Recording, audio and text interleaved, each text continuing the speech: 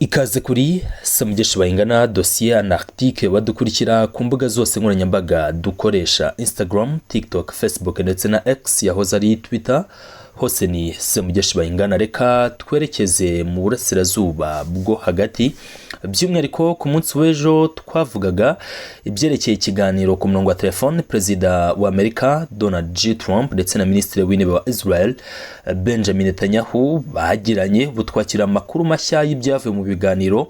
Ni impande zombi zaganiriye ku murongo wa telefone iminota iri hejuru ya 30, ndetse ngo Perezida wa Amerika Donald J. Trump arifuza ko yakemura ikibazo cya Iran binyuze mu masezerano, nubwo kugeza ubu Iran igikomeje kwanga ndetse no kudashyira mu bikorwa ibyo bari gusabwa na Leta Zunze Ubumwe za Amerika, cyane ko bitubahiriza cyangwa se bidahesha icyubahiro kwishyura ukizana kwabo. Mu gihe Minisitiri w'Intebe wa Israel Benjamin Netanyahu ngo yifuza gukemura ikibazo cya Iran akoresheje ibitero bya gisirikare. Ni impande zombi zifite ijambo rya nyuma ku bishobora gukorerwa Iran, ndavuga Amerika na Israel, ariko igihari kandi gikomeye nuko impande zombi zigomba kugeza ku wa kabiri cy'umweru gitaha zamaze gufata umwanzuro ukwiye, binakurikire ubutumwa Perezida wa Amerika Trump yatangaje avuga ko Iran bisa nk'aho igihe kiri kubatwara niba badashyize mu bikorwa cyangwa se badafashe umwanzuro vuba, byange bikunde ngo na kimwe bazasigirwa ubwo hazongera kugabwa ibitero bikomeye cyane mu gihugu cya Iran. Ni mu gihe kandi bizwi neza ufite ijambo hagati ya Benjamin Netanyahu ndetse na Perezida Donald J. Trump. Ufite ijambo ni Netanyahu, nk'uko amasoko atandukanye bigaragaza, bivuze ko umugabane munini dushobora kwibona Iran yongerwaho ibitero bikomeye cyane kandi bya gisirikare. Ni mu gihe rero umunyamakuru Brett w'ikiganiro Special Report with Brett akorera ikiganiro cya Fox, niba nibeshye kanze ndebe ikiganiro Brett akorera, ariko ikiganiro cye cyitwa Special Report. Hanyuma rero uyu mugabo yego ni Fox News, akorera Fox. Uyu mugabo hari ibyo yabajije Perezida wa Amerika Donald J. Trump, ngira ngo tugarukeho ubundi dukomeze dukurikirane n'andi makuru. Reka tubanze twumve aya majwi ndetse tugenda tugerageza kuvuga ibyo yashakaga kumubaza n'ibyo Perezida Trump yamusubizaga. Reka dutangire. Ahangaha Perezida Trump yarari kubazwa ati ese nuwuhe mumaro uhari mu gukomeza kurasa igihugu cya Iran buri gihe murasa? Ibi wabikoze mu gihe cy'iminsi 38. Perezida Trump ati yego twarabikoze, ariko nubwo twabikoze ntiwigeze uhindura umurongo wa politike uburyo ubona mu gihugu cya Iran. Hanyuma Trump ati yego ubu ninjye ufite intsinzi ya gisirikare, atariko amakuru y'ibihuha abagabo nkawe mwandika ibintu bitari byo. Ngo Trump asubizaga Brett ati rwose muri abantu ba fake, ntago muri abagabo ba nyabo. Abantu nkamwe mwandika inkuru z'ibihuha, ntago muri abantu ba nyabo. Ati abantu nkawe bandika ibintu bikocamye. Ati dufite intsinzi yuzuye uretse abantu nkawe nyine batandika ukuri. Ati urabizi ukwiye kwandika. Ati tunegeza ko ubundi kwanza ibyo uri no gukora n'ubugambanyi, ibyo byandiko zabonekeza ko ari ubugambanyi. Ati abantu nkawe ibinyamakuru nka The New York Times na CNN navuga ko muri base kibi. Ati ibyo rwese ukwiye kuba ubizi David.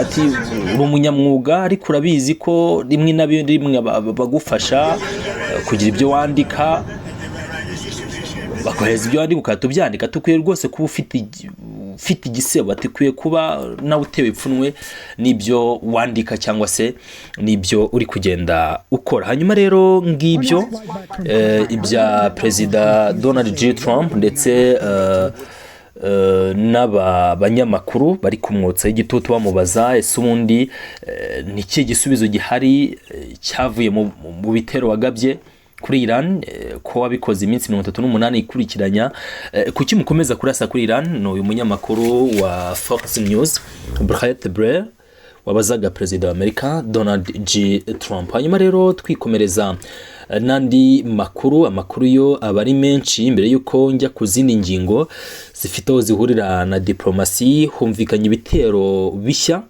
mu masaha y'igicuku gishyira uyu munsi muri Arabia Saudite. Hanyuma rero nk'uko umuvugizi wa Minisiteri y'Ingabo ya Arabia Saudite yabitangaje, nuko izi drone ngo zaturutse mu kirere cya Iraq, ndetse Arabia Saudite ivuga ko ifite uburenganzira bwo kuba yasubiza. Hanyuma rero ukurikije ukuntu amakarita yo mu burasirazuba bwo hagati ashushanyije, ndagira ngo urebe hano cyangwa se badukurikiye munyuze amaso kuri iyi karita.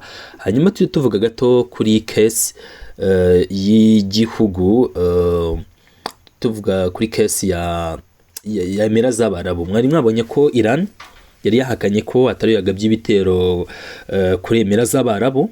Iran rwose yari yabihakanye. Hanyuma reka nze turebe uko iyi karita ishushanyije, ubundi tubihuze n'amakuru abari kugenda ashyirwa hanze ahari byaduha umucyo kuri iki kibazo. Hanyuma rero Arabia Saudite yavuze ko izi drone zaturutse mu kirere cya Iraq, nyine ngo aho Iraq iri ngiyi, Arabia Saudite ngiyi, ni ibitero bavuga ko byaturutse mu gice cy'uburengerazuba bwabo.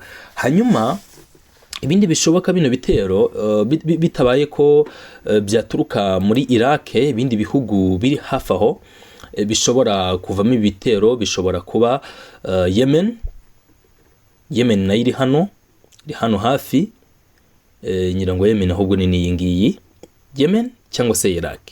Hanyuma rero Arabia Saudite ko yavuze ibi byase bituma abantu basa nk'abahumuka gato, baravuga batari ku bundi bitero byo byagabwe hano ko Iran yamaze kubihakana, na cyane ko na Minisiteri y'Ingabo yo muri Emira z'Abarabu ntabwo igeze ivuga ko ari Iran yabigabye. Bo bavuze ko bari gukurikirana ngo barebe uko bihagaze, batarimo barashinze igihugu cya Iran ko cyaba nyine cyagize uruhare mu kugaba ibyo bitero. Ariko nanone bikaba bikiri ingorabahizi kumenya ninde mu by'ukuri uri inyuma y'ibi bitero bya hato na hato bikomeje kwibasira cyangwa se bikomeje kugenda byitura muri bino bihugu. Noneho bikaba ari ibitero biri kuza bisenya ubushobozi bwose bwa gisirikare muri biriya bihugu. Nguko rero uko byagendekera Arabia Saudite mu bitero by'amadrone bikomeye, ndetse n'iyi Emira z'Abarabu nyine zahise zizemeza ko nazo ziri mu iperereza kandi rihambaye. Hanyuma rero reka tunavuge gato kuri izi ndege za Amerika. Ni indege zagonganye nk'uko mubibona, ariko abapilote uko ari 4 bazitwara bose babashije kuvamo, ngira muri kubona muri aya mashusho. Hanyuma indege zo zikubita hasi. Ni indege za F-18 zari ziri mu myitozo muri leta ya Idaho. Hanyuma bari bazitwaye uko ari 4 bose babashije kuvamo, nta n'umwe wigeze ahatakariza ubuzima, ndetse murabona ko nyine babashije kugera hasi mu buryo bwiza, cyangwa se bitabaye ngombwa ko bakomereka cyangwa se ngo bahasiga ubuzima. Hanyuma izi ndege za FA-18S zari ziri gukorera imyitozo mu gace k'imisozi nk'uko muri bibona hano. Hanyuma rero ubwo izi ndege zagonganaga, ngibi byaherukaga mu myaka 8 itambutse. Hanyuma rero ubwo imwe muri izi ndege igura miliyoni ngizi 80 z'amadolari 70, bivuze ko miliyoni 140 z'idolari nyine zahise zigwa aho ngaho, cyangwa se zo zasigaye aho. Ngibyo rero biri kubera hariya muri Leta Zunze Ubumwe za Amerika, muri leta ya Idaho. Amafaranga yakomeje gutakara ari menshi. Hanyuma rero ubwo natwe niyo makuru tuba turamukanye muri kino gitondo. Makuru mu gitondo rwose aba ari quick updates, yihuta, rebera hamwe ibyaraye ndetse nibyo biba byarabaye ku munsi w'ejo tuba tutarabashije kuvugaho cyangwa se gukomozaho. Reka mbabwire ko n'ubundi ibiganiro byacu byo biri buze gukomeza. Hanyuma ubwo turaza kuba tuganira nyine uko umwanya uri bugende uboneka gatanu uku kandi. Hanyuma rero blessings over blessings, muze kugira umugisha, ibyo mukoro byose bize kubahira.